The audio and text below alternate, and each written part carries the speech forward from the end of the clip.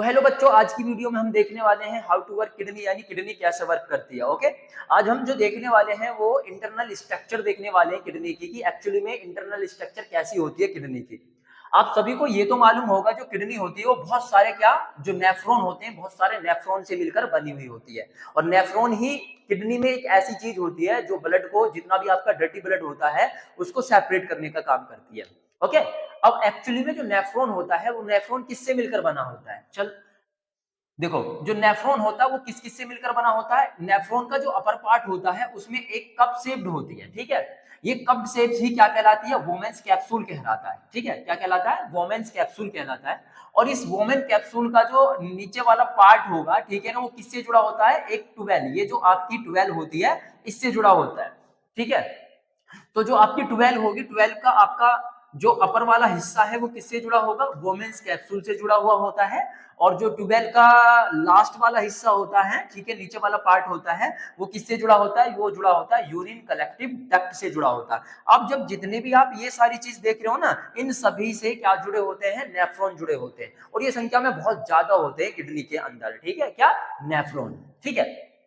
Then उसके बाद में क्या होते हैं, उसके बाद में ये जो चीज देख रहे हो इनको बोलते हैं हम ग्लोमेरुलस, ठीक है। जो आपका नेफ्रॉन होता है, नेफ्रॉन के अपर पार्ट जो कप शेप्ड होता है जिसको आप वोमेन्स कैप्सूल बोलते हो, इसके अंदर ये जो चीज देख रहे हो ना आप, ये चीज क्या है, इनको बोलते हैं हम ग्लोमेरुलस, ठीक है। अब ग्लोमेरुलस क्या है, ग्लोमेरुलस जो होता है ये एक टाइप का, मतलब कैपिलरीज होती है, कैपिलरीज के बहुत सारे गुच्छे होते हैं एक टाइप के, जैसे अंगूर के गुच्छे होते हैं ना, इसी टाइप के क्या होते हैं आपके, जो यहाँ पर आप देख लो ग्लोमेरुलस में ये बहुत सारे कैपिलरीज के गुच्छे होते हैं, ठीक है। अब इनका वर्क क्या होगा, इनका वर्क होगा जो डर्टी ब्लड होता है ना, उस डर्टी ब्लड को क्या काम करना, सेपरेट करने का काम होता है। और ऐसे ही बहुत सारे नेफ्रॉन होते हैं, इन सभी नेफ्रॉन में बहुत सारी कैपिलरीज होती है, उनका सिर्फ और सिर्फ यही वर्क होता है कि वो ब्लड को क्या काम करती है, प्योरीफाई करती है, ठीक है। चलो देखते हैं कैसे वर्क करेगा।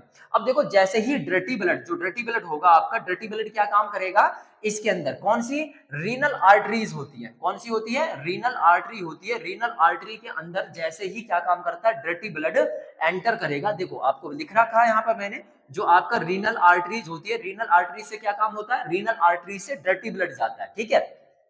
और ये क्या काम करता है, जाने के बाद में इसका जो एक पार्ट जुड़ा होता है, ठीक है ना, जो ग्लोमेरुलस होता है उसका जो एक पार्ट जुड़ा होता है, ये कैपिलरीज होती है, ग्लोमेरुलस समझ, कैपिलरीज होती है।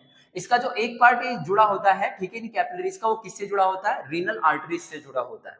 जिससे क्या काम होता है, जिससे आपका डर्टी ब्लड जाता है। अब जैसे ही डर्टी ब्लड क्या काम करेगा, इसलिए डर्टी ब्लड इस ग्लोमेरुलस में जाएगा, मतलब कैपिलरी में जाएगा। तो कैपिलरी में जाने के बाद में ये जितने भी आपके डर्टी ब्लड में, आपको पता है डर्टी ब्लड में क्या होता है, अमीनो एसिड वगैरह होते हैं, यूरिया होता है, ग्लूकोज होती है, बहुत सारे ऐसे क्या होते हैं, वेस्ट मटेरियल होते हैं जो इसमें क्या काम होते हैं, इसमें प्रेजेंट होते हैं। अब इन्हीं को सेपरेट करना होता है। तो जैसे ही इसके अंदर ये एंटर करेगा डर्टी ब्लड, तो ग्लोमेरुलस क्या काम करेंगी, मतलब कैपिलरीज क्या काम करेंगी, इस ब्लड को सेपरेट कर देंगी। ओके, अब सेपरेट करने के बाद में जो ये वोमेन्स कैप्सूल होता है, क्या होता है, जो आपका वुमेन कैप्सूल होता है, ये जितने भी आपके जितने भी वेस्ट मटेरियल होगा, जो भी आपका ब्लड में वेस्ट मटेरियल होगा, वो सारा का सारा वोमेन्स कैप्सूल में चला जाता है, ठीक है जी। और वोमेन्स कैप्सूल में जाने के बाद में ये जो आपका वेस्ट मटेरियल होगा, वो एक 12 के थ्रू, ये जो आपका 12 होता है, इस 12 के थ्रू क्या काम करते हैं, आगे को जाने के बाद में कहाँ चला जाता है, जो यूरिन कलेक्टिव डक्ट होता है, इनके थ्रू होते हुए इस वाले पार्ट में आ जाता है, ठीक है, सभी से। अब ऐसे क्या होते हैं, ऐसे बहुत सारे आपके किडनी में बहुत सारे नेफ्रॉन होते हैं, ओके। और जो वेस्ट मटेरियल होता है सारा का सारा किडनी में यहाँ पर स्टोर हो जाता है।